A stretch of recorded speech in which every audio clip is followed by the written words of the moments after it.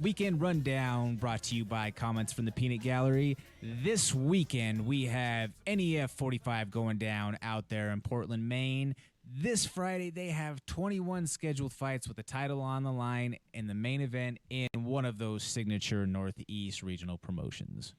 Jordan, we also have Island Fight 70 on Friday. We'll host, fun fact for you guys, a Colorado native, which is also a three-time NCAA wrestling champ hailing out of the Penn State, Bo Nickel, as he looks to go 2-0 in his MMA career.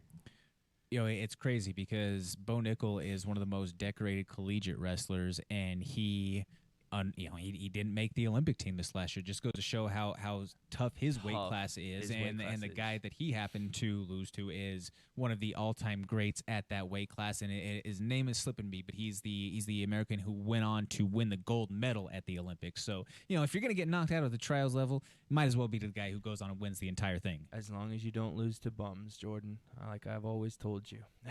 Very, very true there, Josh, friend. Now, following from that, there's going to be LFA 117, which will be going down with Kruk and the boys out there in Visalia, California. You can catch an international showcase of the talent on UFC Fight Pass this Friday night.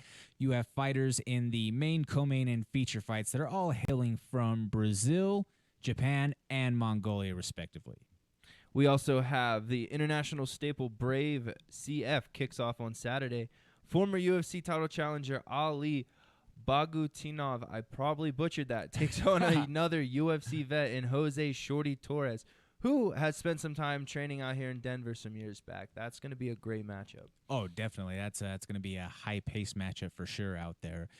Another notable Northeast promotion in Cage Titans happens to go down on Saturday for their 50th show, where UFC vet in Peter Barrett is back in action, and you know that bum that we somehow keep on having to mention in Rob Fuller happens to be on that card as well. Whether or not he shows up is a different story. Oh, we'll put money on that one. And giving a huge shout out to one of the guys out in Ohio as B2 Fighting Series this weekend, Jarrell Hodge, who is one of the better unsigned bantamweights outside the UFC. A little flashback, Hodge has actually knocked out Cody Garbrandt when they were amateurs. So shout out Jarrell, go get him this week. Definitely, and shout out to Congo out there in the Cleveland area, who he does a lot of the media stuff along with Jarrell Hodge, and he's done some stuff with Devontae Smith, our boy out there, been on the Traveling Circus, their whole internet based show. So yeah. You know, he's just he's a kid who we've gotten to see a little bit through their work, and I'm really interested in seeing him go out there and just continue to make his case to try to get an opportunity at the big show. And then if we're taking a look at Summit FC down in Mississippi. Please take me back home to Mississippi. But nonetheless, you have an MMA card, but in a twist of things, you have the UFC vet and recent BKFC winner who looks to be, you know, a little bit saucy, should I say. But Alan Belcher, one of the just stalwarts and tough guys throughout the fight world for years and years. He's going to be on that card, making his professional boxing debut. All right. We also have, Jordan, the Fusion Fight League that heads to Gillette, Wyoming, where in a few of the seized MMA of Colorado Springs fighters will get to put their skills on display up in Wyoming. Definitely. You know, the Cez Army out there, Coach Mike Cesnalevich, he has a lot of tough kids down there in Colorado Springs, and he's just on a lot of cards, putting a lot of fighters out there, and you know, hopefully the Colorado crowd continues to show out on every single card that we put fighters out there. I do apologize on the mispronunciation. Cez MMA, correct? Yep, it's one of those tough ones because it has so many syllables at the end. But fun fact, Coach Mike Cesnalevich was the first guy to ever pull off a heel hook in UFC history. Oh, look at that! Yes, sir.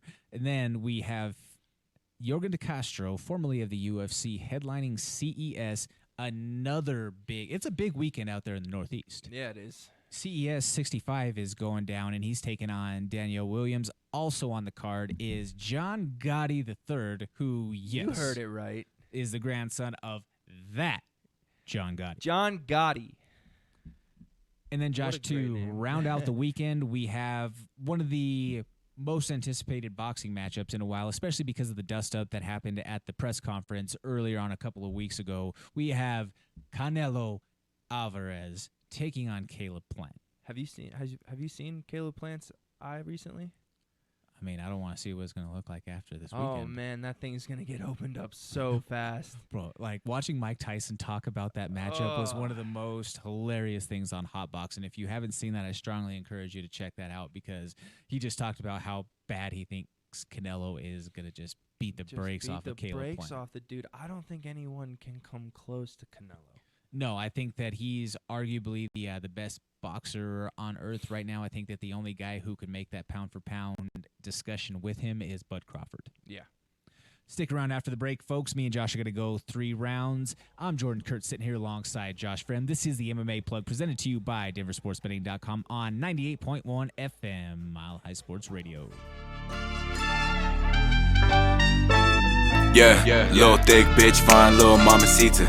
Always coolin' by the pool, drinking margaritas. Yeah, it's pippin' over here and we ain't trippin' over pesos. I know it's good now, but luego I can never show no love to a faker.